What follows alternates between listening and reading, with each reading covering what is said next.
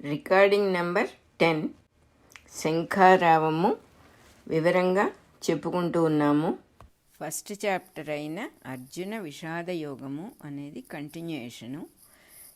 ఇక్కడ ఏం చెప్తూ ఉన్నారంటే, మన శరీరంలో ధర్మము అనే శంఖారావము అంటే ఆ శంఖాన్ని ఊదేవాడు ఎవరంటే సారథి రూపంలో ఉన్న నారాయణుడే ప్రతి శరీరంలో శంఖాన్ని, ధర్మం అనే శంఖాన్ని ఊదుతూ ఉంటాడు. ఆయన చేతే చేయబడుతూ ఉంటుంది. అది ఆ రావము అంటే ఆ ఓంకార శబ్దము మనస్సులో నుంచి మన సెన్సెస్ అన్నిట్లోకి కూడా దిగి వస్తుందిట. దిగి వచ్చినందువల్లనే మన 5 ఎలిమెంట్స్తో కూడిన మన శరీరం, పంచభూతాత్మకమైన శరీరాన్ని నిర్వహిస్తూ ఉంటుంది ఆ శబ్దమే. పంచతన్మాత్రల మూలంగా అది ఎలా వినపడాలి? ఒక సమన్వయంగా బయటికి వినపడాలి దాన్ని. ఇది వరుసగా కిందకి దిగి వచ్చి భగవంతుడి యొక్క శంఖారావం నుంచి ఆ శక్తి దిగి వచ్చి మన శరీరాన్ని నడుపుతోంది, మొత్తం శరీరాన్ని.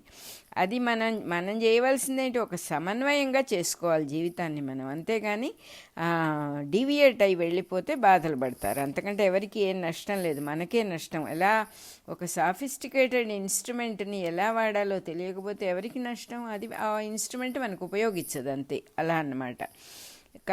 ఇది పరమాత్మే చేస్తూ ఉన్నాడు కాబట్టి శంఖారావాన్ని. ఆయన ఊదిన శంఖం పేరు పాంచజన్యము. పాంచజన్యం అంటే 5 కలిసి పుట్టింది. పాంచభౌతిక శరీరం ఎట్లాగో ఇది కూడా పాంచజన్యమైన శంఖాన్ని. అంటే మన దేహానికి అనుకూలంగానే ఆయన చేయాలి కదా, లేకపోతే మనకి వినపడదు అది. అందువల్ల ఆయన ఊదే శంఖం పేరు పాంచజన్యం.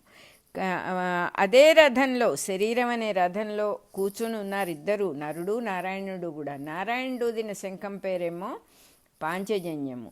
నరుడు ఊదిన శంఖానికి నరుడు ఏది స్వంతంగా లేదు. నరుడికి దేవుడు ఇచ్చిందే. ఏదైనా శరీరమైనా, పంచేంద్రియాలైనా, పంచతన్మాత్రలైనా, మొత్తం ప్రాణమైనా, శక్తి అయినా సమస్తము భగవంతుడి దగ్గర నుంచి వచ్చిందే. కాబట్టి నరుడు కూడా, రథంలో ఉన్న నరుడు కూడా శంఖం ఊదుతాడు. కానీ ఆ శంఖము దేవుని చేత ఇవ్వబడింది.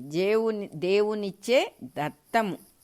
అంటే అర్జునుడు ఊదిన శంఖం పేరు దేవదత్తము అని చెప్పారనమాట. ప్రతి దేహంలో నరుడు నారాయణుడు ఇద్దరు ఉంటారు. ఒకళ్ళు చెబుతారు, రెండో వాళ్ళు అందుకుంటారు. బోధ ఇచ్చిన వాడేమో ప్రతి మనిషిలోనూ ఉన్నటువంటి నారాయణుడు, ఆయనే గురువు, ప్రతి మనిషిలో ఉంటాడు. అందుకున్నవాడేమో శిష్యుడు. అందుకోవటం చేతైన వాడు శిష్యుడు. ఈ సంబంధాన్ని గురు శిష్య సంబంధము అని మనం వాడుతూ ఉంటాం. అందరిలో ఉన్న నారాయణుడు జగద్గురువు. మనకు అందించిన వాడు గురువు. మనలో ఉండి మనకు అందించిన వాడు మన గురువు. కాబట్టి నమ్మిన వాళ్ళకి నిజానికి గురువే నారాయణుడు, పరమాత్మే. సాక్షాత్తు ఆ పరమాత్మే గురువుగా లోపల రెడీగా ఉన్నాడు. అయ్యో నాకు గురువు లేడే అని బాధపడవలసిన అవసరం లేదు. నిన్ను ఎలా చేరుకోవాలో నాకు చెప్పు తండ్రి అని ఆయనకి నమస్కారం పెట్టుకుంటే ఆయనే తనను చేరుకునే మార్గాన్ని. ఎందుకంటే దూరంగా ఎక్కడో లేడు, ఏదో కష్టపడి సంపాదించవలసిన విషయం కాదు. ఆల్రెడీ ఉన్నాడు ఆయన మనతోనే, మనలాగానే ఉన్నాడు ఆయన. కాకపోతే నారాయణులుగా ఇద్దరుగా ఉన్నాడు. ఆ నరుడు అనేవాడు, ఆ మనిషి అనేవాడు నారాయణుడిని దగ్గరికి వెళ్ళటమే మొత్తం ఈ జర్నీ అంతా కూడా. ఈ గురు పరంపరకు, అంటే ఈ పరంపరగా గురువులు ఎంతమందో ఉన్నారు మనకి. మూల పురుషుడుగా అయినటువంటి శ్రీకృష్ణుడే జగద్గురు అన్నమాట. అందుకనే ఆయన జగద్గురు అంటారు. గురు పరంపర లేకపోతే ఇంకా ఏముంది? గురు శిష్యుల సంబంధం, ఈ వంశం ఎలా అయితే వృద్ధి అవుతుందో గురు పరంపర కూడా వంశాభివృద్ధి కంటే కొన్ని కోట్ల రెట్ల విలువైనది ఇది. ఎందుకంటే ఇక్కడ అందించబడేది జ్ఞానం, అక్కడ అందించబడేది సంసారం. సో ఇంకా ఏం చెప్తున్నారు ఇక్కడ? ఈశ్వరుడు అన్ని హృదయాల్లో, ప్రతి జీవి యొక్క హృదయంలో ఉండి చక్కటి యంత్రంలాగా జగత్తుని నిర్వహిస్తున్నాడు అని చెప్పారన్నమాట. ఫిజికల్గా కావాలి అనేటటువంటి పరిస్థితి కనుక వస్తే ఆ ఈశ్వరుడికి తెలియకుండా ఉండదు. అది మనంతటా మనం గురువుని వెతుక్కుంటూ పోవటం కాదు. ఆ ఈశ్వరుడే ఆ శిష్యుడికి అవసరమైన సమయానికి ఒక రూపాన్ని ధరించి గురువై వస్తాడు అని చెప్పి చెప్తున్నారు. పరమాత్మకు మనల్ని చేరుకోవడం ఎంత సులభమో, మన లోపల బయట కూడా ఉన్నవాడికి మనం ఎంత దగ్గరున్నామో మనకి నిజంగా తెలియటం లేదు. గురువు కోసం వెతుకులాట ఆపేసి విశ్వప్రేమమయుడైన పరమాత్మ యందు, ఆ పరమాత్మకి విశ్వం మీద ఎందుకు ప్రేమ ఉండదు? ఆయనే సర్వత్రా అయిపోయినప్పుడు, తానే సర్వత్రా ఉన్నప్పుడు తన మీద తనకి ప్రేమ లేకుండా ఉంటుందా? మనం ఆలోచిస్తే మనకు అందరికంటే ఎవరి మీద ప్రేమ? ఫస్ట్ మన మీద మనకు ప్రేమ, తర్వాతే ఇంకొకళ్ళ మీద. ఎంతసేపు స్వార్థపూరితంగా ఉండేవాడు కూడా తన గురించి ఆలోచిస్తాడు.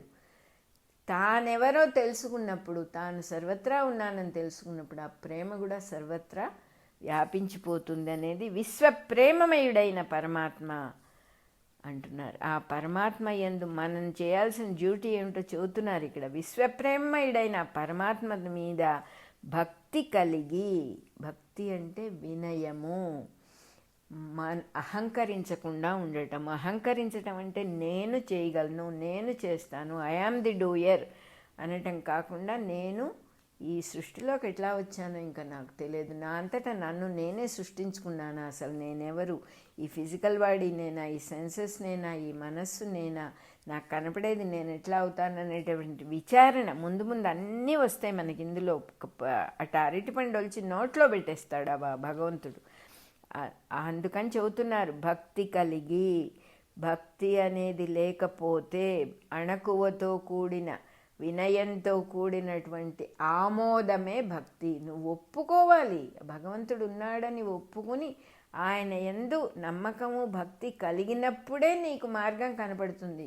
మాస్టర్ గారు, టీచర్ గారు స్కూల్లో చెప్పేది, ఆయన చెప్పేది కరెక్టు అనే భావం పెట్టుకుని ఆయన చెప్పింది నేను సరిగా విని పరీక్ష రాస్తే నాకు మంచి మార్కులు వస్తాయి అనే జ్ఞానం కూడా మా స్టూడెంట్కి లేకపోతే వాడు ఎలా పైకి వస్తాడు? అదేవిధంగా మనం భగవంతుని యందు భక్తి కలిగి నెక్స్ట్ ఏం చేయాలి?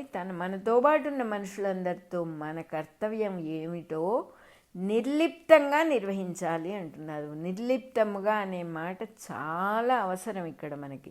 ఆ నిర్లిప్తంగా నిర్వహిస్తూ ఉండేదే, నిర్లిప్తంగా మన కర్తవ్యాన్ని మనం చేయటం అనేదే నిజమైన యోగ మార్గము అని క్లియర్గా చెప్పారు. ఎంత మంచి గైడెన్స్ ఇవ్వబడుతోందో మనకి నిజంగా. నిర్లిప్తంగా అని అంటే అర్థం ఏంటంటే, ప్రతి వాళ్ళ దగ్గరికి వెళ్ళి, ఏమండి ఈ మధ్య నేను భగవద్గీత చదువుతున్నాను, అందులో అన్నీ చెప్పేశారండి, నేను ఆ ప్రకారమే నడుచుకుంటున్నాను అని ఎవ్వరికీ చెప్పక్కర్లేదు. ఎందుకంటే ఎవరికి చెబుతావు? ఎవరున్నారు నీ ఎదురుకుండా? సాక్షాత్తు భగవంతుడే ఉన్నాడు. నువ్వు గురువుగారి దగ్గరికి వెళ్ళి నీ గొప్పతనం చెబుతావా? మనకు ఒక సామెత ఉంది, పుట్టింటి గొప్పతనం మేనమామ దగ్గరట. మేనమామ పుట్టింట్లో ఉండేవాడేగా, పుట్టింట్లో పుట్టి పెరిగిన వాడేగా, వాడి దగ్గర చెబుతాడట వీడు, మా అమ్మ పుట్టింటి గొప్పతనం ఏంటో తెలుసా అని. అలా ఉంటుంది. భగవంతుణ్ణి దగ్గరికి వెళ్ళి నువ్వు నీ గొప్పతనం చెబుతావా? నువ్వు ఎక్కడ నోరు విప్పి నీ గొప్పతనం మాట్లాడినా అది భగవంతుడితో మాట్లాడినట్టే. ఎందుకంటే సర్వత్రా ఆయనే ఉన్నాడు. అందువల్ల నిర్లిప్తంగా అంటున్నారు. ఎంత చక్కగా ఎవరికి తెలియకుండా చక్కగా సాధన జరగాలి. నీలోనే నీకే, నువ్వే బాధ్యుడివి నీ సాధనకి, ఇంకెవ్వరూ కాదు. మంచి సాధనా మార్గంలో ఉన్నానండి అని గొప్పలు చెప్పుకోకూడదు అసలు. చెప్పుకున్నందువల్ల ఎవరికి నష్టం? వినేవాడికి ఏమీ లాభం లేదు, నీకు చాలా నష్టం జరుగుతుంది. మన సాధన, మన కర్తవ్యం అన్నీ నిర్లిప్తంగా అంటే నిశ్శబ్దంగా మనం చేస్తున్నాము అనే భావం కూడా మనలో లేకుండా, మనం ఏదో గొప్పవాళ్ళమని, మనం ఏదో గొప్ప సాధన చేస్తున్నామని మిగతా వాళ్ళందరూ కూడా ఏమీ తెలియకుండా చాలా అజ్ఞానంలో బతుకుతున్నారని వాళ్ళని చిన్న చూపు చూడకూడదు. వాళ్ళందరూ కూడా నీ కోసం, నీ సాధన కోసం ఉన్నవాళ్లే అని మాస్టర్ గారు ఒక చోట చెప్పారు. ఈ సాధనలో ఉన్న వాళ్ళకు వినయము అనేది పెట్టని ఆభరణం, హ్యూమిలిటీ అంటారు. చాలా గొప్ప లక్షణం. సాధకుడికి అది లేకపోతే వాడు ఒక్క అడుగు కూడా ముందుకు వేయలేడు. పురోగతి అనేది లేదు, అడ్వాన్స్మెంట్ అనేది లేదు వాడి సాధనలో అని చెప్పి చెబుతున్నారు. తర్వాత ఒక హెడ్డింగ్, విషాదము అనే హెడ్డింగ్ చెప్పారు. యుద్ధానికి సిద్ధమై రెండు సైన్యాల మధ్యలో నిలబడి మనకి అర్జునుడు యుద్ధానికి సిద్ధమైపోయాడు. రెండు సైన్యాల మధ్యలో రథాన్ని ఆపమని చెప్పాడు కృష్ణుడికి. కృష్ణుడు రథం ఆపాడు. ఇతను రెండు సైన్యాల్ని ఉన్న వాళ్ళందరినీ ఒక్కసారి చక్కగా కలయి చూశాడు. అందరినీ చూశాడు. చూడంగానే ఎవరొచ్చారు? యుద్ధానికి సిద్ధపడి వచ్చిన వాళ్ళందరూ ఎవరు?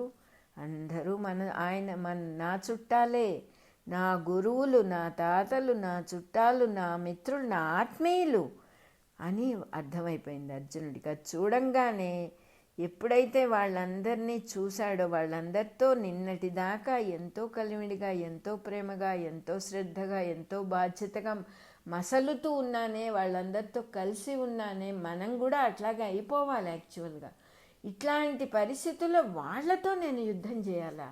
ఎవరినైతే నా వాళ్ళని, నా గురువులని, నా తాతలని, నా బంధువులని, నా కజిన్స్ అని ఇన్నాళ్ళు కలిసిమెలిసి ఉన్నామో వాళ్ళతో నేను యుద్ధం చేయాలా అనే భావన రాగానే వెంటనే ఒక లోపల నుంచి ఒక జాలి, దుఃఖము పెళ్ళుబుకి వచ్చేసినాయి. ఆ దుఃఖంతో కూలబడిపోతూ శ్రీకృష్ణుడితో ఇట్లా చెప్పాడు, ఎవరితో యుద్ధం చేయాలి? మనం ఒక రాజ్యమో ఒక సుఖమో సంపాదిస్తే అది ఎవరితో పంచుకొని సంతోషపడతామో వాళ్లతోనా నేను యుద్ధం చేయాల్సింది? వాళ్ళందరినీ చంపి నేను సింహాసనాన్ని సంపాదించుకోవడం అనేది ఏమన్నా అర్థం ఉంది అసలు? ఏమిటి అసలు? చాలా నా వల్ల కాదు, నేను యుద్ధం చేయలేను. ఎవరితో మన సంతోషాన్ని పంచుకోవాలని మనం ఏ పనైనా చేస్తామో వాళ్ళని చంపి నేను ఈ నెత్తుటి కూడు నాకొద్దు, వాళ్ళని చంపి నాకు సింహాసనం సంపాదించేటటువంటి ఏమాత్రం ఆలోచన లేదు, ఈ హింసాత్మకమైన పని నేను చెయ్యలేను అని రథంలో కూలబడిపోయాడు. అంతే. రికార్డింగ్ నెంబర్ 10 అయిపోయింది.